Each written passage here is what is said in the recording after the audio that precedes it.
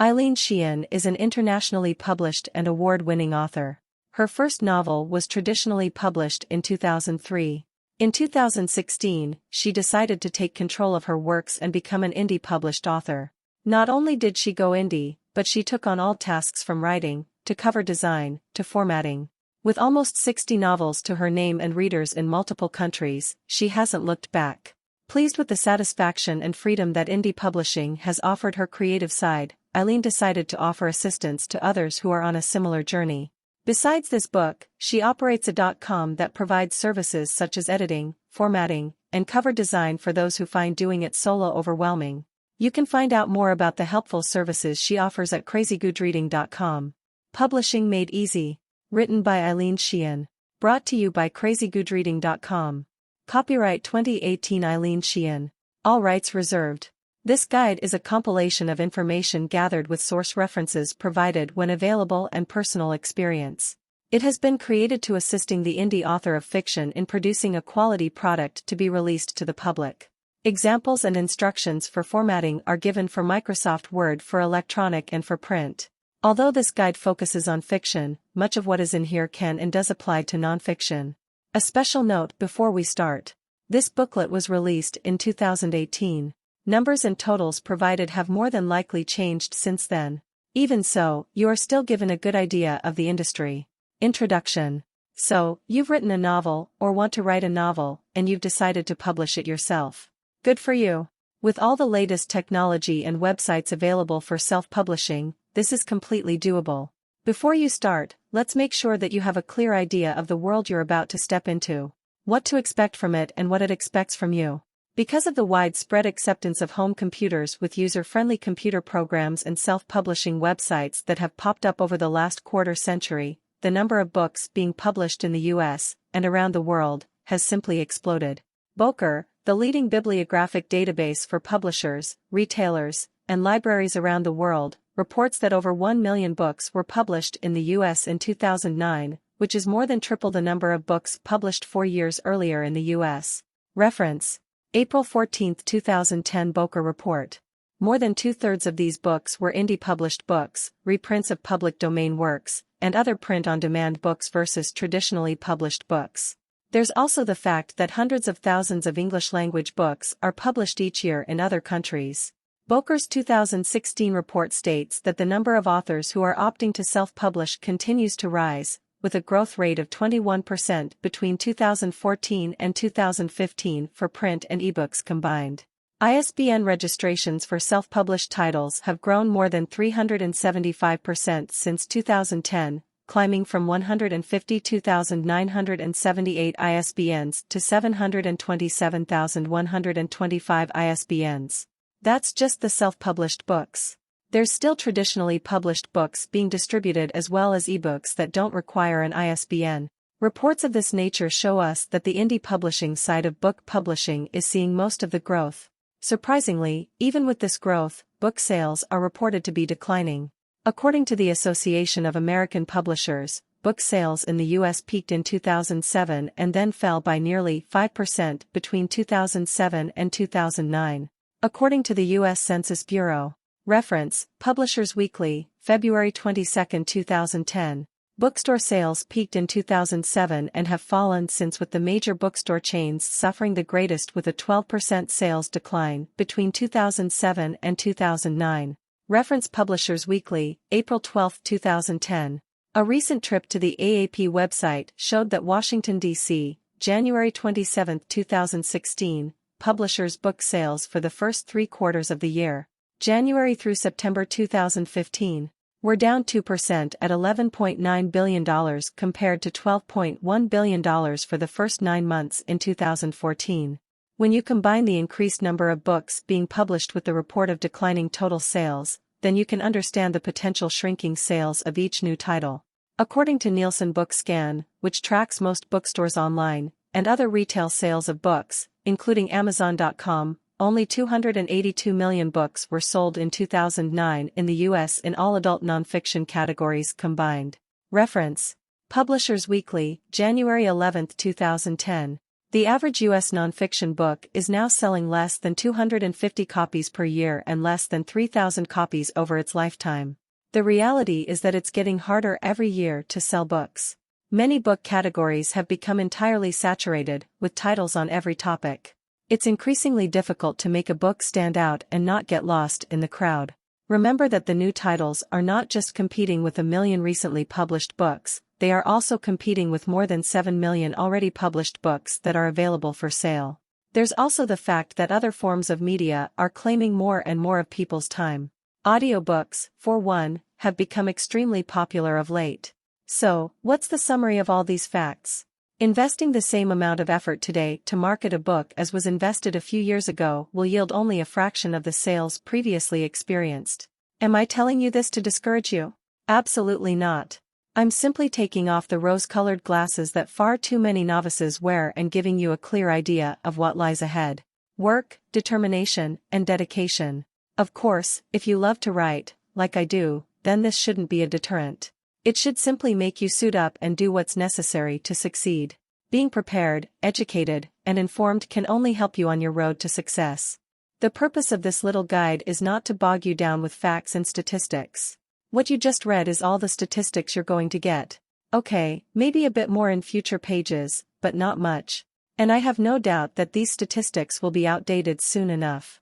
The purpose of this book is to give you a simple, comprehensive guide to publishing your own work as you enter the process with eyes wide open and fairly well informed on what to do and expect. I was traditionally published for years before disappointment and frustration with the way things were going with my publishers tempted me to investigate indie publishing. Admittedly, I was foolishly repelled by the stigma that's attached to self-publishing, or the more modern term, indie publishing. Unfortunately, because of the ease in which all those home computers, user-friendly programs, and internet companies such as Amazon, Kindle make producing a book, the quality of the self-published book has suffered. There was also the snobbishness of successful traditionally published authors who turned up their noses at the concept of paying to get their book out there that held me back. Like most novice writers, I had stars in my eyes at being selected by a traditional publisher without understanding the way things worked with those publishers or what the author had to do in order to reach a bestseller status. It wasn't until I had a better understanding of how to do things correctly and the rewards that awaited me for my efforts that I realized that being published by a traditional publisher didn't instantly make you a successful author. In short, being published by a publishing company instead of being self-published wasn't all that. And it wasn't always the best move for the author. Those who believe it are coming from a place of ignorance and ego. You can work from a place of pride and ego and spend sometimes years querying your book until a publisher accepts you and then wait up to 2 years to see your work in print. After which you must work your butt off to get it recognized and appreciated by the reading public. As well as spend money on publicity since the smaller publisher isn't going to part with too much on your behalf. While you wait for quarterly reports to see if you are receiving any royalties. After they hold a certain amount in escrow to cover returns, etc., of course. Or you can work from a place of intelligence and produce a quality book within a few days of completion and then log onto your distributing accounts each day to track your sales. Either method will require you do the legwork to get your book known. There's no shortcut in that area, but at least as an indie publisher, there's more surety, control, and speedy gratification. Some authors are just determined to prove that their work is good enough to be picked up by a major publisher. That's fine. As for me, my way of realizing if my work is good enough is by the royalties I receive each month. Royalties that I don't have to share with the publisher. To those snobs who think it's degrading to pay money to publish your own work, I say, how ridiculous can you be? Did you know that it was a common occurrence for an author to pay a publisher to publish their works throughout history? Jane Austen paid for the printing, advertising, and distribution of her book, Sense and Sensibility. Edgar Allan Poe paid to have 50 copies of a book of poems printed in 1827. By 1885, when Mark Twain started his own publishing company, Charles L. Webster and Company. Of today's successful authors, Stephen King is amongst those who started out as an indie publisher with his own imprint of Triad and Gaslight books, reference Huffington Post, and the list goes on. I say that if it's good enough for authors like Jane Austen, Edgar Allan Poe, and Mark Twain, and Stephen King, then it's good enough for me. How about you? I will say that, since I've been an indie publisher, I'm seeing royalties that are ever increasing each month. That wasn't something that happened while I was traditionally published.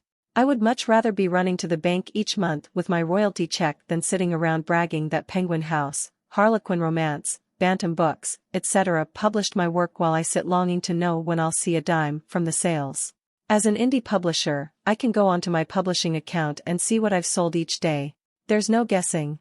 Paying to get your creative work out to the awaiting readers while maintaining control of it isn't such a bad thing. Taking shortcuts and not learning how to produce a professional-looking book for those readers is. To the authors who haphazardly publish their books without making sure it meets industry standards, I say, please stop hurting our image. You now have an easy-to-follow guide that will bring your product up to snuff and help repair the image that you helped to damage. Take pride in your work and produce the best you can for your sake and for that of your fellow indie authors. To the authors who are doing the necessary legwork to learn what to do prior to publishing through this guide or elsewhere, I say, thank you. Independently published authors or self-published authors have the privilege and luxury of complete control and in-depth knowledge of what's happening with their precious creation. That, along with, in most cases, higher royalties, makes me wonder why anyone would want to go the traditional route. Of course, admittedly, along with this control and in-depth knowledge comes a lot of preparation work, which isn't the case with traditionally published authors who have a team of people to get done what the indie author often has to do alone. To me, it's so worth it. Let's see if you agree. Creating your story. How many people have you talked to that have said they want to write a book? If I had a penny for everyone who has said that to me over the course of my lifetime, I'd have a hefty bank account based on that alone. Statistics state that 10 out of 100 people want to write a book, 5 out of those 10 people attempt to write a book, and 1 out of those 5 people complete the book. This book is for that 1 out of 5 people. The purpose of this guide is to help you produce the best novel you can possibly produce. The first thing you need to do when you have completed your novel is to take a break from it for a day or two and then sit right back down and go over it with a scrutiny. You're not only looking for grammar mistakes and typographical errors, but you want to make sure that what you've written makes sense. So often it sounds great in your head, but then something gets lost in the transfer from head to manuscript. I'm assuming that you've written your first draft in Microsoft Word. If not, please be aware that this is the program that all of my novels are written in and is the program that I will be referring to for writing, editing, and formatting and for print preparation. When creating a novel, it's important to consider your plot development. I don't want to get too bogged down in the do's and don'ts of editing. There are a few diehards, unchangeable rules, but a lot of the editing rules have changed or become flexible. I find that there are several ways to edit and gain an audience. Although, writing is subjective, and you'll find an audience whose taste suits your writing if you remain dedicated and persistent, statistics show that most readers prefer that you show them the story through their actions and behaviors rather than tell it. Here's an example of telling versus showing. Telling the reader, Simon was afraid to walk into the room to meet Susan. Showing the reader, beads of sweat coated Simon's forehead and neck as he forced legs that threatened to fail him to carry his trembling body into the room to meet Susan. It's also very tempting to explain, which closely resembles telling. Here are a few sentences. Telling, he frowned in anger as he listened to her story. Showing, he frowned as he struggled to contain his emotions while she told her story. Telling, she cried when she saw that he wore a wedding ring. Showing, the gold band on the ring finger of his left hand brought tears to her eyes. My writing utilized a bit of telling and a bit of showing, and that seems to satisfy my readers. As long as your manuscript is clean and your grammar is correct, telling versus showing isn't always a deal breaker. It's good to mix narrative up with dialogue. Too much of either gets boring for the reader. If you're a lover of flashbacks or providing the backstory throughout the book, try to monitor how often you do it. Too much could easily put the reader off. A backstory can be dangerous if overused, but sometimes interjected backstory can show how characters got to the place they're in or became who they are, or how the current situation developed. Some is necessary, especially in folklore, fantasy, paranormal, and sci-fi, but balance it with scenes. There should be a method to your madness. Not only should you have a beginning, a middle and an end, but the plot should have arcs, increases and decreases in action, but always moving forward. Each scene or chapter should identify complications, a crisis, a climax, or a resolution. The tone of your story shows and develops within the settings. Ideally, the tension should increase through the setting, as well as the dialogue and action, using all of the senses, such as touch, smell, taste, sight and sound, will help the reader create a mental image of the environment, mood, or situation you are writing about. So will using color, size, and shape. Whether you are writing point of view or third person, it's good to briefly describe the setting through the character's eyes or through action that is taking place in the setting. These descriptions can also show the character's emotions, keep descriptions and actions proportional and avoid abbreviated descriptions. You can develop characterization through speech patterns, habits, quirks, dreams, thoughts, actions, and reactions. Each action or dialogue should have a reaction, whether it's more action, dialogue, or interior monologue. Let the reader slowly get acquainted with the characters through what they say, do, and their view of the world. Provide only a few details at a time as you carefully develop them. Use character needs, goals, motivations, and conflicts that will move the story forward. One of the things that I always make sure to do is to create a separate record of the physical features and personality of each main character.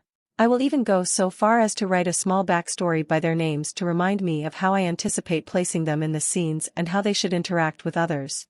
Depending on how long it takes you to write the story and how many interruptions you have, it's easy to get confused with your character who may start out with green eyes and end the story with blue ones. This practice is particularly helpful if you are writing a series. Most of you who are reading this guide are writing or have written genre fiction. Should this be the case, try to avoid cumbersome narratives. Keep your sentences and paragraphs as simple and straightforward as possible. A genre novel is not a literary novel, it is light entertainment. Readers want to be entertained and taken to a place that frees them from their daily routine for a few hours. They don't want to use a lot of effort to figure out the meanings behind convoluted sentences, wordiness, flowery writing, or poetic phrases. Another fact to consider is the length of your novel. Although, historically, the average novel is between 90k and 120k words, times are changing, and people are getting busier. It's been my experience that the novels that are shorter are well received and appreciated by the busy reader who wants to take a break from real life for a while, but doesn't want to be so bogged down that they can't finish the story and get back to business within a reasonable amount of time. In fact, I've actually received feedback from my readers telling me that one of the deciding factors they use to determine if they are going to read a novel is its length. A novel that is between 40k and 80k words can generally be read by a person with average reading ability in an evening. Some readers gravitate to novellas for time purposes. If you are able to create an entertaining story below 40k words, then why not? There's definitely an audience for it. I've heard the rule of thumb is to learn the 3 points of view and decide which one best fits your story: first person, third person, and omniscient. I've had editors say only 1 point of view per scene, but I can tell you from experience when I was querying traditional publishers, as well as from reviews of some of my earlier work, that most don't like to see the point of view mixed in the novel even if it is dedicated to a scene or chapter. If you are going to have the character narrate in first person, stick with that format. If you are going to tell the story via third person, refrain from having the character tell point of view. I wrote a trilogy with the narrator point of view being omniscient and, even though I covered that fact in the prologue, I still managed to get a review criticizing the novel because of it. Most readers and reviewers don't understand the do's and don'ts of editing. It's best to keep it as simple and clean as possible. Remember that the majority of the people reviewing your work are simply people who like to read and haven't taken the time to get educated on what's correct or incorrect in the world of writing and editing. Keep it simple, clean, and true, and you'll be surprised at the number of readers you'll attract over time. You should use pronouns as much as possible, especially in interior monologue. The reader needs to be inside the character's head, not the author's head. I try not to describe the action in too much detail. I give them enough, but not everything. I believe it's good to leave some action to the reader's imagination. They're going to put their own spin on your character and the story, taking what they need from it with them. If you give them a foundation to expand their own imagination on, you'll find you'll attract more readers in the long run. Avoid long passages through frequent paragraphing and avoid long scenes and chapters. Genre novels should have lots of white space. Be on the lookout for repetition of words, actions, and paragraphs that say the same thing, and chapters that accomplish the same thing. Refrain from repeating confrontations or emotions too often. You'd be amazed at how picky readers can be if you dwell on a situation excessively, or if you overuse a word. Many new authors do this because they are looking for filler material, word count, or have trouble transitioning into a new plot factor. Reviewers can be brutal. There was an instance where a word somehow irritated a reviewer, so the reviewer noticed it every time it came up and saw it as being overused and docked the review by 1 star. The word was used 12 times in a novel that had a 66K word count. The reviewer not only docked 1 star for it, but she wrote in the review that she docked the star due to editing issues instead of making it clear that it was because of a word that she found annoying and felt was used too often. That information was given to the author in a private message. The author found alternate expressions for that word and the novel now only has that expression in the story 2 times, but that review will stay with that title forever. My point? Take the time to be as thorough and picky as you can. In italics. Exclamation points are only used if the character is shouting. Pay attention to your grammar. It is not, me and Nick went to the park. The correct sentence is, Nick and I went to the park.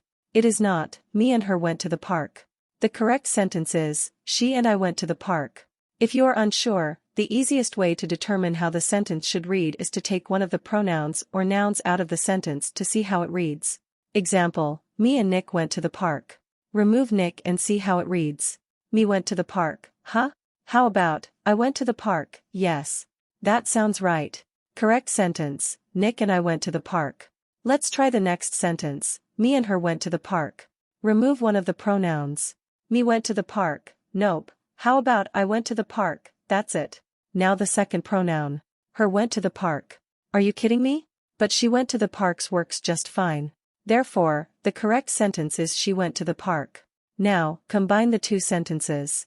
She and I went to the park. Since people in today's society seem to abuse the proper use of grammar, if you are writing dialogue, you can get away with me and him went to the park. Otherwise, you're simply showing the reader that the novel wasn't professionally or properly edited. Failure to use correct grammar is a surefire way to announce that you are an amateur who has insulted the reader's intelligence to the point they just might not come back. Negligence of this type is also one of the reasons self-publishing has earned a reputation of being poor quality. Let's face it. The larger publishing houses hire people who understand the market and what the readers are looking for. If they make you an offer to publish your novel, it is because they feel the demand is there for it. Once they have your novel in hand, they have multiple people go over it to make it market ready. The average indie publisher doesn't have that type of staff on hand. Most indie publishers hope that their book will be in demand and do their best to get it out alone. I certainly commend you for it, as long as you are thorough and respect the industry and you peers. Poor use of grammar and negligent editing not only hurts you, but it hurts the entire indie publishing industry. Don't get me wrong. I'm not chastising indie authors who have done all the right things but still have a few mistakes. I'm chastising negligent authors who don't take the time to prevent as many mistakes as they can. Mistakes happen even with the large publishers. I am in possession of a book that was published by a major publisher that has the exact same paragraph in 2 different chapters. This, of course, should not excuse you from doing your utmost to produce a clean novel, but it should at least help you to realize that everyone makes mistakes. I wouldn't be surprised if you came across a few in this guide. I try to leave room for those mistakes by catching as many as I can so that there will be maybe 1 or 2 typos instead of 10 or 20 by being as thorough as I can. 1 or 2 will be excused by even the toughest reviewer. Since it is my intent to make this a quick guide for publishing, I'm not going to go any further into creating and editing. If you still feel you need help understanding it, there are some wonderful books dedicated to just these topics. You know you're ready for the final steps when you ask yourself the following and get a yes. Do your characters have strengths and weaknesses, quirks and uniqueness? Is there conflict in every scene, paragraph? Is the climax noteworthy? Is the beginning, middle, and end sufficiently developed? Most importantly, does the story read well? Is it a clean piece of work with no, or minimal, editing mistakes? One of my favorite methods for getting a good idea about how well my work reads is to utilize the read aloud function in my Word program. It's important not to rely solely on the read aloud function. You still need to closely follow the read aloud to make certain things are spelled correctly and words aren't missing. Once you are comfortable and confident with the way that your manuscript reads, it's time to run spell and grammar check. Again, this isn't 100% foolproof, but it will help you root out a lot of the issues. With that done, it's time to send your manuscript off to be viewed by another pair of eyes. Here's why. If you wrote the sentences, you know what they're supposed to say. Most people's brains don't need to see the word fully to understand the word. This is why you miss mistakes that fresh eyes would catch. There are some authors who utilize beta readers and insist it should be a step in the process. A beta reader is someone who will read your story and then give feedback about what he or she liked or didn't like and, possibly, make suggestions for change. I've met up with authors who have gone years revising their work to accommodate their little group of beta readers. As for me, I write what I like and trust that there is an audience for it. I am more concerned with producing clean work that entices good reviews. If you choose to use a beta reading group before you publish, that's fine, but realize it isn't necessary. Your sales and reviews will tell you if you're on the mark with your audience. The ebook. Now that you are confident that you have done your best to create a clean, free of grammar and typographical mistakes, manuscript that reads well, it is time to get it ready to go to the printer and distributor. Since ebooks have risen in popularity to the point they are outselling print books, many indie authors choose to release their novel in ebook format and skip the print. Although I have some novels that are also available in print, I have released a few in ebook format, only, with the intention of making them available in print format after I've seen how well they are received by my reading audience. Let's face it. Producing an ebook is a lot less costly than producing a book in print. In fact, if you are skilled at formatting on your own and don't have to hire help, it can cost you nothing at all. If you decide to release your novel in an ebook format, and I don't know why you wouldn't, there are various distributors for you to select from. The most popular distributors that I'm aware of are KDP. Amazon Direct distributes to users of the Kindle, Mobi, format only. Smashwords.com, which merged with Draft to Digital, distributes to all major booksellers in Mobi, EPUB, PDF, LRF, PDP, TXT, and HTML formats. It is free to set up. Smashwords.com takes a percentage of each sale. BookBaby offers a broad distribution, but is not free to set up. Blurb charges a setup fee. Lulu offers limited distribution, but there is an option to set up for free. Vook offers a broad distribution, but is not free to set up. eBookit offers a broad distribution. The setup is free, but there is a one-time distribution fee. You can also upload directly to some retailers such as Kobo, iBooks, and BN Nook. The distributor I use for my ebooks is Smashwords.com. Although they have an extremely temperamental meat grinder, I believe that, at this time, they have the largest reach of the distributors that let you set up for free, and I'm pleased with the steadily increasing monthly royalties I receive from them. In fact, I receive far more from Smashwords.com each year than I do from Amazon.com. If I've confused you with the term meat grinder when referring to an ebook distributor, let me explain that it is what the industry calls the program that takes the file that you uploaded and converts it into the various electronic reader formats that it offers.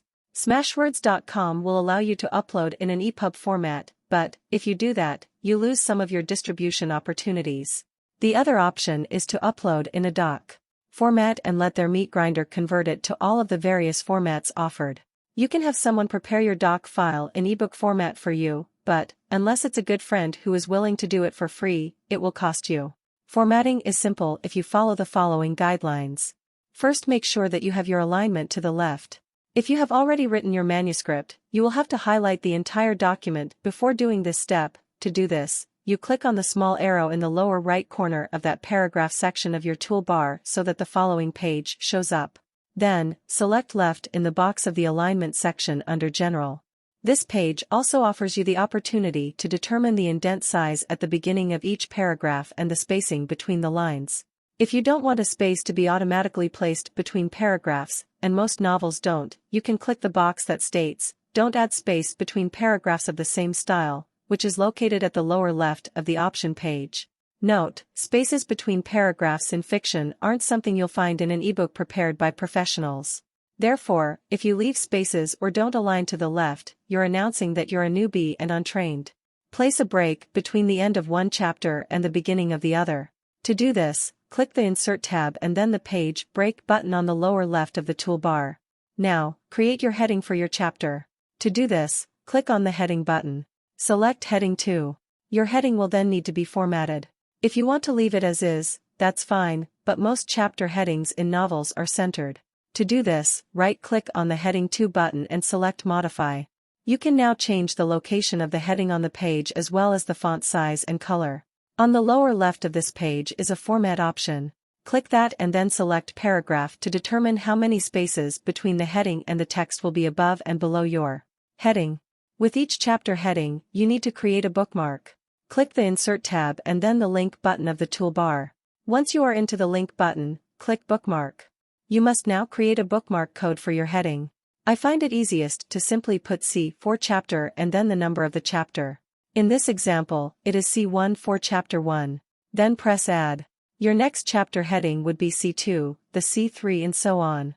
When you have completed bookmarking all of your chapter headings, you must now create a table of contents. The table of contents will list all of the chapter headings.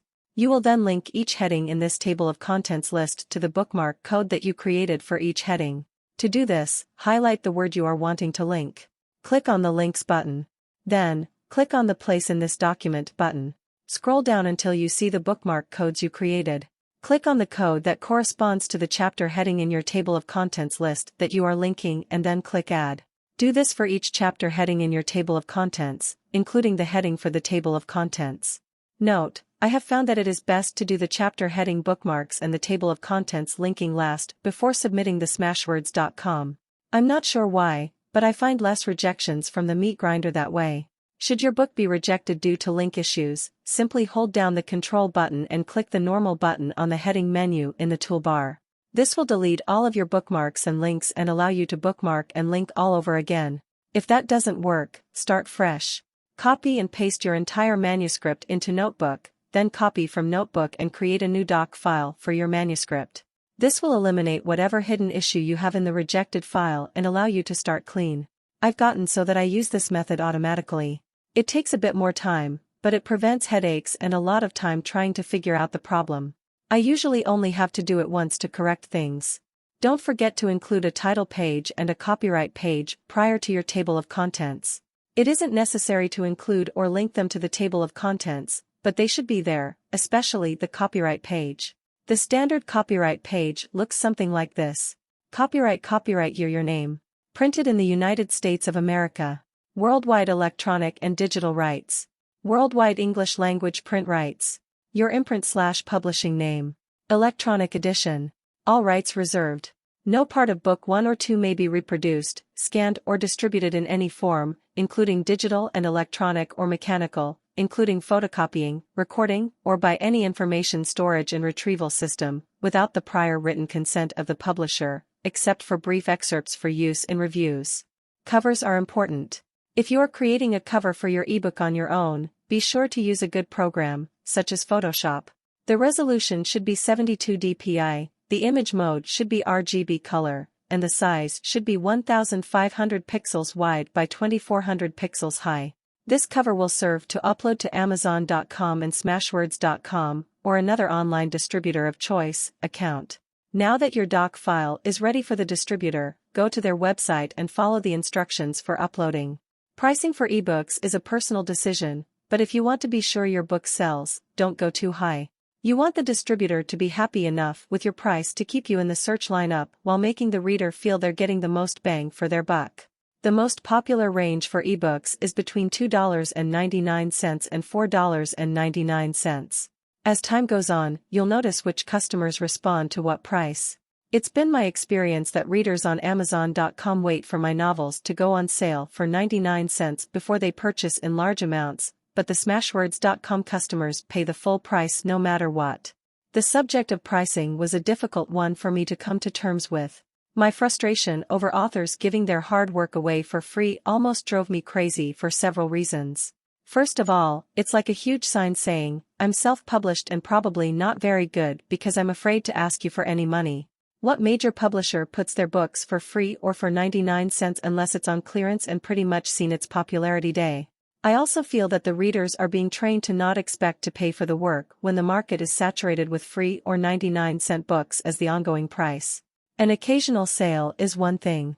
A constant price is another. Remember, if you don't value your work, who will? Also, keep in mind that if writing is something you want to make a career of, giving your books away for free isn't going to give you a very good living. Short promotions are one thing, steady, no. You're not just hurting yourself, you're hurting the other authors who do put value on the work they spent hours, days, and sometimes years to create. Another misguidance is the many websites out there promoting free books. In most cases, they come across as an opportunity for the author to collect an audience, but their primary goal is to keep their own audience at peak and, since they specialize in free or cheap books, they need you to provide them. Whether you make a living or not isn't a concern of theirs and you're a naive novice to think it is. I'm not saying you won't build an email list, but will they be people willing to pay for your work in the future, or will they be people who are constantly on the lookout for another freebie? If you decide to participate in these giveaways, make sure that you keep your mailing list separate and use a mailing program that will allow you to see how many actually shop for your books after you send out the newsletters. The next time you go to Starbucks or Dunkin' Donuts, look at the people around you and remember what they've spent on that cup of coffee, not to mention the goodie they're having with it. Realize what you're paying for your own order. Did you know that an 11-ounce cup of coffee cost that coffee house about 16 cents to brew? A few cents more when you add cream, sugar, and flavoring. So, why are they charging up to $5 for it? It's because they put a value on it and trained the public to do the same. I think it's sad when a 16-cent cup of coffee that will last the person roughly between 5 and 20 minutes to ingest has more value placed on it than a good novel that will entertain the reader for an easy 4 to 8 hours. This type of tragedy is a result of the self-published newbies who have jumped into the game without learning the proper way to play it. Print books require an ISBN, International Sales and Business Number. You can buy the ISBN directly from the USA seller, which is Boker.com. Most indie authors use a print-on-demand printer and distributor. The option of purchasing an ISBN for your novel from them is also there. The online print-on-demand publisher and distributor that I use is Amazon KDP. For the present moment, Amazon offers a free ISBN. Unlike with ebooks, it is necessary to select the size of the book that you will be creating at the onset. The most popular print-on-demand book sizes are 6 by 9, 5.5 by 8.5, and 5 by 8. Since I grew up reading pocket book novels that are 4 by 6, I lean toward making my print sizes 5 by 8. The cost of your book to you from the printer/distributor is based on the number of pages in the book. It's advisable to not skimp in this department and try to squeeze too many words onto a page. That's a guaranteed way to lose a reader. The recommended word count per page is around 250 words. Therefore, a novel with the word count of 90k should have approximately 360 pages. Headings aren't mandatory, but they look nice. I like to put the name of the book on the right page and my author name on the left. Page numbers are mandatory if you don't want your book rejected by the printer/distributor. As with the ebook, you want to have a cover page, a copyright page, and the table of contents. Many ebooks also have the cover at the beginning of the file. This is not something you would do with a print book. Instead of linking to the chapters in the table of contents, you will put the page number by each chapter heading. It's not mandatory to have full justification, but it's pretty standard and the way I like to see a book as well as how most traditional publishers format. Amazon KDP offers templates for your covers. You simply put in the size, word count, and color of paper, cream or white, and they will generate a template for you to use to create your cover. Often indie authors will have the front cover professionally done by a graphics artist, but that still leaves the assembly to them. The template saves you a lot of time and headache. Once you have your book formatted to your liking, you will need to send it to a printer/distributor. I am not a strong supporter of leaving a large footprint on the planet by printing a supply of books that must then be placed in retail stores in the hopes that they will sell. It's been my experience that the stores have a specific time allotted to each book to prove itself in sales before they pull it off the shelf to make room for a new title that might sell better. Therefore, the only way to get in the game with them is to stock a warehouse with your books and then hope and pray that they sell. Did you know that the large stores like Barnes and Nobles have the option to return any books that they have purchased to place on their shelves for a lengthy period? This is the reason why they don't stock print-on-demand books. Print-on-demand books require payment prior to printing. Of course, if you want to make your print-on-demand books returnable and are willing to send a copy of your novel to the Barnes and Noble headquarters to seek approval of your cover, size, and content and they pass it, and if you are willing to take the risk that it will sell, they will work with you. Understand that this arrangement will be something that you and the head office is aware of. Your book will still state where it is being generated from in their computers, so each store that is ordering their inventory will need to be made aware of the fact that even though it is coming from a print-on-demand distributor, the book is returnable. In my opinion, it's a lot of work and a lot of confusion for the sale of not so many books, but that's your choice. Indie authors use a print-on-demand program for monetary purposes. You are only charged for a book that has already been purchased. Under the normal program, print-on-demand books are non-returnable. Just a side note, be prepared. Amazon.com allows returns for ebooks. Believe it or not, people will return a 99-cent book and Amazon.com lets them as long as it's within a certain period of time. What you charge for your book is up to you. When I was traditionally published, the average royalty I got for the sale of my paperback novels was between $1 and $2, so I try to select a price that will give me that same royalty. I could go higher, but the cost of printing on demand starts out pretty pricey and, as long as I'm making the same as I would if Penguin or Bantam Books would pay me, I'm okay with that. There's a saying, the greedy become the needy. When selling books, you're looking for volume sales. That's how the word spreads about what a great writer you are. That's how you develop the audience you're looking for. That's how stability forms. Overpricing a book just to make an extra few dollars in royalties on it could be the brick wall on your path to becoming a bestseller. One of the advantages of being an indie publisher is that you can put your book out there almost immediately. I caution you to avoid doing that. Taking the time to gather reviews that can be posted on the day of the book being released can not only have an impact on your sales, but it can also influence where you stand with the algorithms on websites such as Amazon.com. Although I make larger royalties from Smashwords.com, statistics show that Amazon.com is the world's largest distributor of books. Being high on the list during a search is important. Review ratings and sales make that happen. Amazon is also the go-to distributor for people when they are looking into an author or books for sales, reviews, and popularity. Most reviewers ask for a minimum of 6 weeks to read your work. 2 months is even better. Unless you have a few reviewers who read fast, have a free schedule, and have already agreed to review your work, you need to plan on taking the time to research, send out review requests, send the books to the ones who say yes and then give them the time they asked for to read and write the review.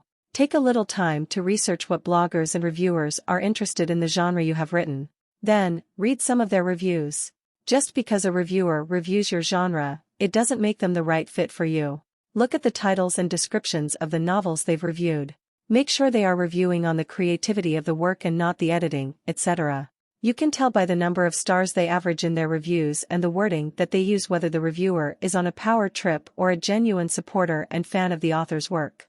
Although we all want to see 4- and 5-star reviews next to our titles, it's not realistic to expect that when the review numbers start climbing. For one thing, you can't please everyone, and even though you hope to attract readers with the same sense of humor and taste in genre style as you, that won't always be the case. There's also the matter of reviewers who feel it necessary to rate a novel on the editing instead of the author's creativity and writing style. As sad as it is, there are quite a few out there who do that. Unfortunately, many of these reviewers are not clear on the do's and don'ts of editing, so they judge you for a comma where they think a semicolon should be, or for the overuse of a word, as mentioned earlier, or some other petty reason. Then, there are the nasty reviewers who are commonly referred to as trolls who deliberately give you a bad review to bring down your rating. Their reason for doing this varies. There's nothing you can do about these reviewers except hope that you don't attract too many of them and keep on writing. I promise you that, if you are true to your craft and to producing the best product you possibly can, you will build an audience who is supportive of your work. I find the fact that someone would appreciate my work to the point they give it a 5-star rating, Amazon's highest rating, is truly humbling and gratifying. If you happen to be fortunate enough to attract a few reviewers who are supporters and genuine fans of your writing, don't take them for granted. They're more valuable to you than a nugget of gold. Be sure you remember that and always, thank them for their support. If you enjoyed this video and would like to see more like it, please click on the like button and follow. Thank you.